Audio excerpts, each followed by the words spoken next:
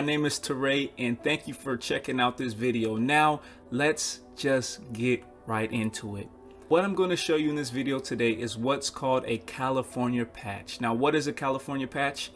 It is, I don't even know where the name comes from. That's what I was taught. And when I posted a similar video like this one on my TikTok page, people from everywhere were telling me that they call it a different name, and it just based on where you're from. So make sure in the comments below, if you call this repair something different, tell me where you're from, tell me what you call it, because I'm telling you the names of what people call this type of repair it differs from person to person in so many different ways. Now, maybe you are familiar and you've seen repairs just like this one. Or maybe you've seen one just like this, or this, or like this.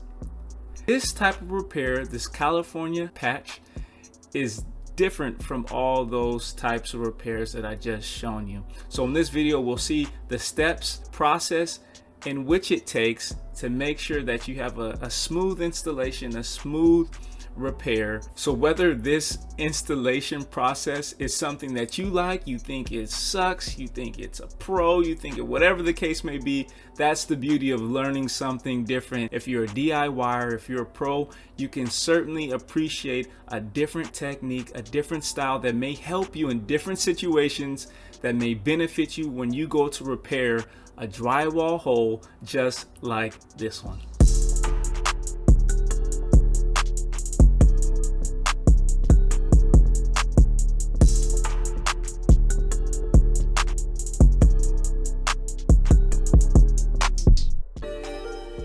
First step is making sure you get the proper measurements for your repair area. Take the time, make sure your measurements are accurate, and once you have that first step completed, you can move to the second by cutting a scrap piece of drywall. Now, when you cut this scrap piece of drywall, you want to make sure that it's larger than your repair area. Make sure that it's larger. Why? In this particular installation method, you want to make sure that you have at least 1 to 2 inches, sometimes 3 for better finishes. And with that white paper side of the drywall piece, it serves as if you were going to install it a standardized way by cutting it with backing and putting in the back of the drywall, putting in your drywall piece and adding paper tape or a fiberglass tape to your seams. The drywall piece itself serves as all of those steps in one. So you'll continue to make your measurements, and you want to make it accurate. Now, I typically like to use a framing square on this so that it's nice and straight. And also, when you're making your measurements, you don't want to make it exact. Leave about 1/8 of an inch. And if you don't know what 1/8 of an inch is, it's okay. Just leave a small gap. That small gap will allow you to make sure that the piece fits. And it's nice because we're repairing an outlet, and it's basically the size of an outlet that you can see there. The fourth step is very crucial. Lightly, I mean lightly scribe. You don't need a lot of pressure. The brown side, the back side of this drywall piece, this brown paper is the integrity of the drywall, holds it together. So you just lightly cut it. And once you lightly cut all those pencil lined edges, you then go from each corner at a 45-degree angle. You can go straight, doesn't matter. And you want to go all the way to the edge of the piece, and those serve as relief cuts. Now, the sixth step, make sure you're very, very careful in doing this. And I'm just emphasizing the precision and being careful so that when you do it, it's in the back of your mind. Now, you break it away gently, leaving that center piece, that's your measurement, the piece that you need, right in the middle. And those relief cuts that you make, that you did earlier, makes this process a lot easier.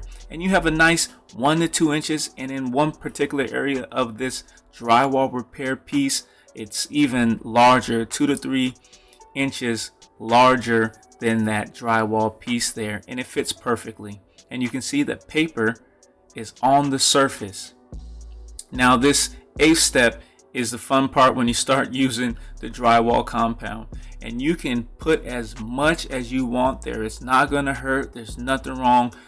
Put a lot in there because you don't want to have the situation come up where you didn't put enough and then your paper starts to pop. And that means that there wasn't enough compound behind the paper and it didn't adhere properly.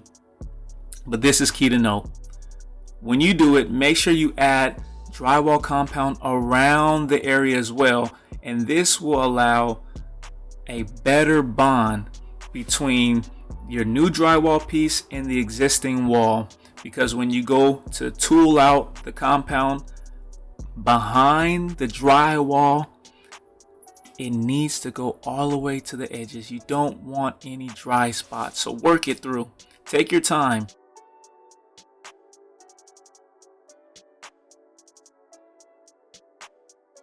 And you'll notice here that I'm just making sure I have enough compound behind the paper because I didn't add it to the wall. So that's why you see me pulling it back there, and it's good to check that.